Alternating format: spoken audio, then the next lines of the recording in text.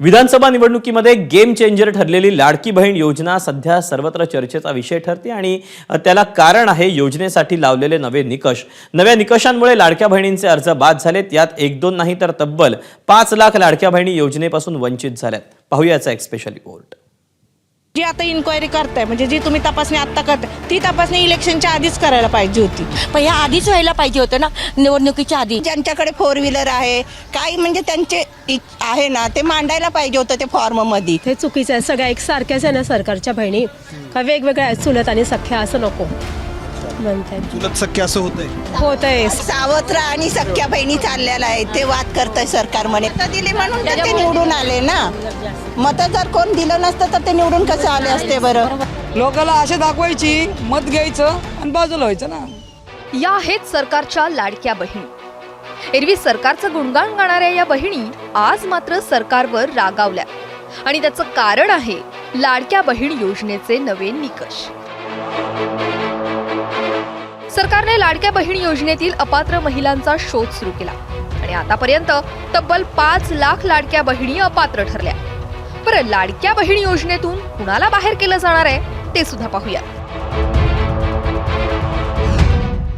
संजय गांधी निराधार योजनेच्या 2,30,000 लाभार्थी महिला, 65 वर्षांपेक्षा जास्त असलेल्या 1,10,000 महिला, ज्यांच्याकडे 4 चाकी आहे अशा कुटुंबातील महिला, नमोशक्ती योजनेच्या लाभार्थी महिला, स्वेच्छेनं योजनेतून नावं मागे घेणाऱ्या 1,60,000 महिला, एकूण 5 लाख अपात्र महिला लाडक्या बहीण योजनेतून बाहेर झाल्या।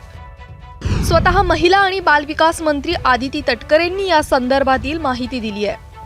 बरं, अपात्र लाडक्या बहिणींचा 5 लाखांचा हा आकडा जानेवारीपर्यंतचाच आहे, पण मार्चपर्यंत अर्जाची छाननी पूर्ण होऊन हा आकडा आणखी वाढण्याची शक्यता आहे।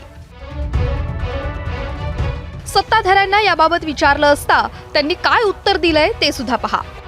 घट कशामुळे झालेली आहे, थोडीफार जी घट झालेली आहे कशामुळे झालेली आहे की त्याच्यामध्ये नियम आहे की 65 वर्षावरचं व्यक्ती चालणार नाही, 4 व्हीलर असलेली व्यक्ती चालणार नाही आणि अनावधानाने किंवा नजरचुकीने हा जर महिला भगिनी त्याच्यामध्ये आल्या असतील तर त्या कमी झालेल्या आहेत। लाडक्या बहीण योजनेमध्ये जे निकष सुरुवातीपासून लावले होते त्याच निकषाच्या आधारे जर त्याचा कोणी गैरफायदा घेऊन पैसे जर घेतले असतील तर त्या संदर्भात राज्य शासनाच्या वतीनं निवेदन प्रकाशित करण्यात आलेलं आहे की अशा प्रकारे चुकीच्या मार्गाने जर कोणी पैसे घेतले असेल तर ते शासनाला परत द्यावे। बहीण योजना सुरू केल्यानंतर ती बंद करणं ही चूक आहे। एकूणच राजकीय क्षेत्रातील नेत्यांविषयी अविश्वास होईल आणि हाही अविश्वास शेकडो हजारो बहिणींच्या मनात नाही तर 2,33,00,000 बहिणींना आपण लाडक्या बहिणी योजनेचा फायदा देतो।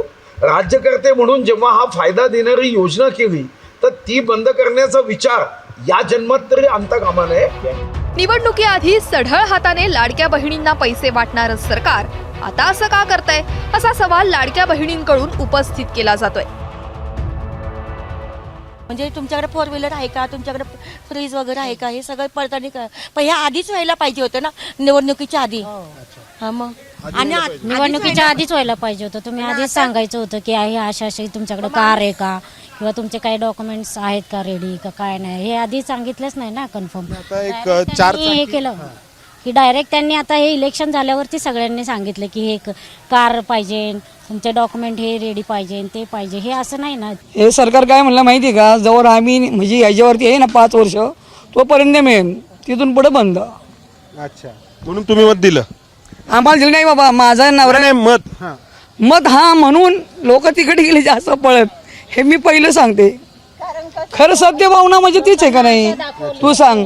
लोकांना आशा दाखवायची, मत घ्यायचं आणि बाजूला व्हायचं ना। पडताळणी म्हणजे आधीच करायला होती, नाही झाली, पण आता केली आता करायचं म्हटल्यावर त्या बायका म्हणतात हे चुकीचं आहे। सगळ्या एकसारख्याच आहे ना सरकारच्या बहिणी, का वेगवेगळ्या आहेत चुलत आणि सख्या असं नको म्हणतात। चुलत सख्या असं होतंय सावत्र आणि सख्या बहिणी चाललेला आहे ते वाद करताय सरकार म्हणे। निवडणुका होस तर गोड बोलले। लाडक्या बहिणींचा हा सूर पुढे रेटत संजय राऊतांनी सरकारवर निशाणा साधला।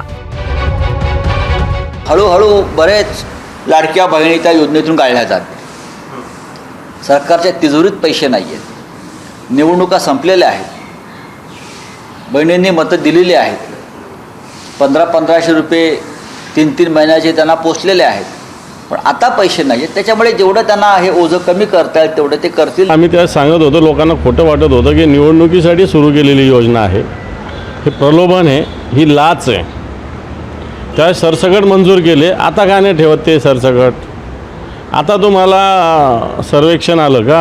आता 4 चाकी दिसते. निवडणुकीच्या आधी काय नाही सांगितलं? 4 चाकी, दुचाकी ज्यांच्याकडे त्यांना दिलं जात नाही, ज्यांच्याकडे दुसऱ्या योजनेचा लाभ उचलतात त्यांना दिलं जाणार नाही, असं का नाही सांगितलं? याचाच अर्थ निवडणुकीसाठी सुरू केलेली ही योजना होती. निवडणुकीसाठी लाडक्या बहिणींना 1500 रुपये देणाऱ्या सरकारने निवडणुकीनंतर 2100 रुपये देण्याचा शब्द दिला. पण आता लाडक्या बहिणींसाठी नवे निकष लागू केलेत, त्यामुळे योजनेतून बहिणींचा आकडा कमी झालाय. या निमित्ताने सरकार 2100 रुपये देण्याचा शब्द पाळतं का हे पाहणं महत्त्वाचं असेल. राजू सोनावणेसह मंदार गोंजारी, ABP माझा, पुणे.